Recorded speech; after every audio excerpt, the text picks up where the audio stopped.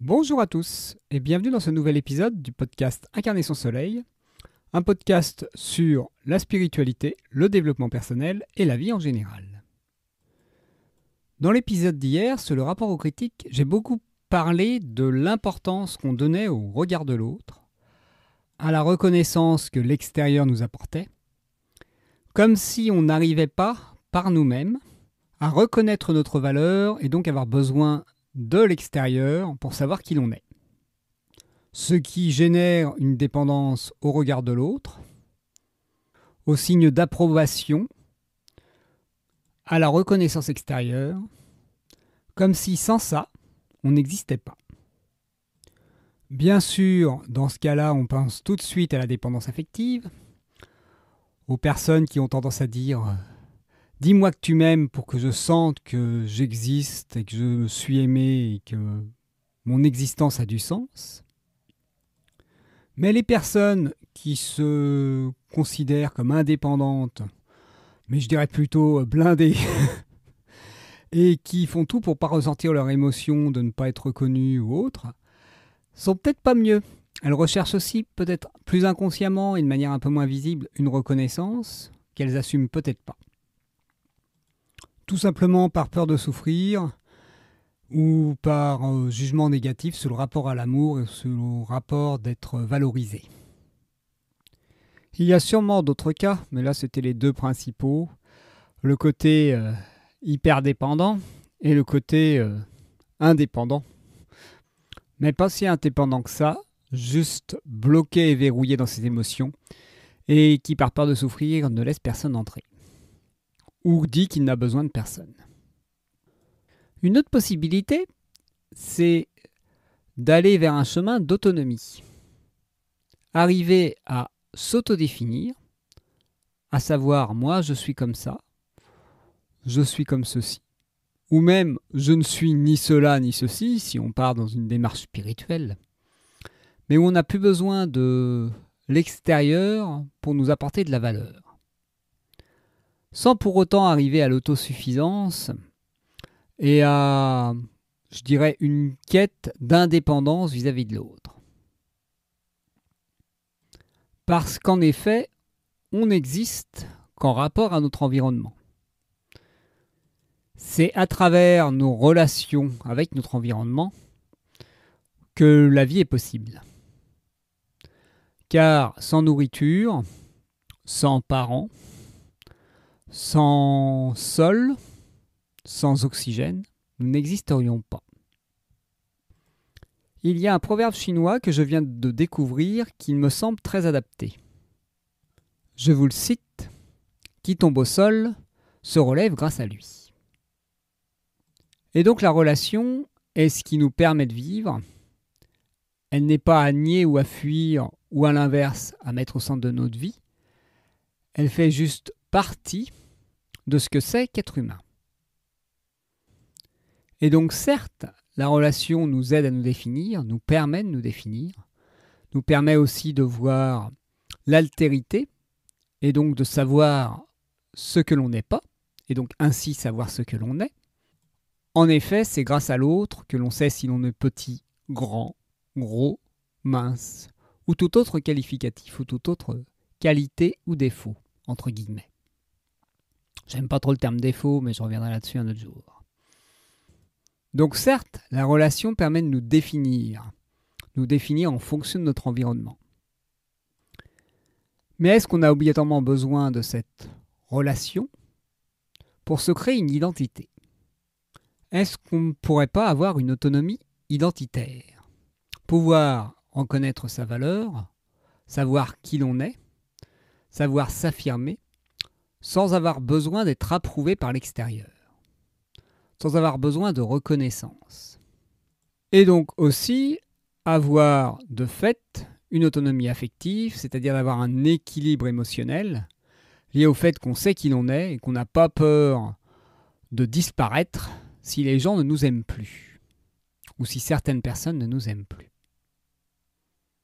Par contre, on n'est pas dans le mythe de l'autosuffisance et de l'indépendance où on n'a besoin d'aucune relation pour se sentir exister.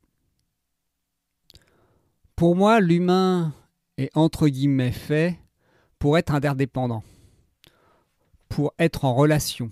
Comme une cellule ne peut pas vivre seule dans le corps humain. Elle a besoin des autres cellules pour pouvoir exister. Nous, c'est un peu pareil. On a besoin de notre environnement.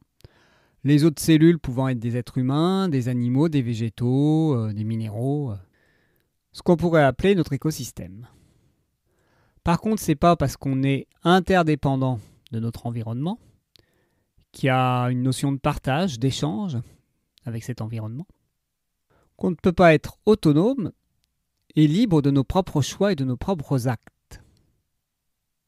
Je pense que c'est là que se situe le nœud, c'est d'avoir mélangé la notion d'interdépendance avec la notion de liberté, de considérer que si on est en relation avec l'extérieur, on ne peut pas être libre de ses choix et de ses actes.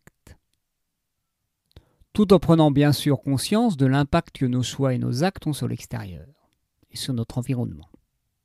Pour moi, l'autonomie identitaire résulte surtout dans sa capacité à prendre ses propres choix, à les assumer et à prendre la responsabilité des conséquences de ses choix. Et aussi de pouvoir reconnaître sa propre valeur sans avoir besoin que ce soit l'extérieur qui nous la montre. Ce qui permet d'accepter plus facilement la vérité de l'autre, le point de vue de l'autre, car on ne considère plus que celui-ci peut nous mettre en danger, peut nous menacer. Car si l'on est assez affirmé pour pouvoir ne pas nier notre propre vérité, sous prétexte que l'autre en a une autre, ça nous permet de vraiment nous rencontrer, de vraiment échanger, et que nos mondes puissent se rencontrer, et je dirais même se transformer mutuellement. Ai-je besoin, comme à l'école, que l'extérieur me dise que ce que j'ai fait c'est bien pour m'en rendre compte? Ou est-ce que je peux par moi-même, suite à de nombreuses expériences et par la confrontation réelle, ne plus avoir besoin d'une autorité pour me dire si ce que je fais a de la valeur? Ou même ce que je suis. Et donc, l'autonomie ne nie pas l'interdépendance. Et donc, on peut se sentir autonome intérieurement au niveau de notre identité, tout en étant interdépendant ou même des fois dépendant. On peut même reconnaître sa valeur quand il y a des endroits où on n'est pas totalement à la place où on voudrait être. Sans avoir besoin de que quelqu'un nous dise que c'est pas grave, qu'on a le droit d'être comme ça, qu'on a le droit d'être ainsi.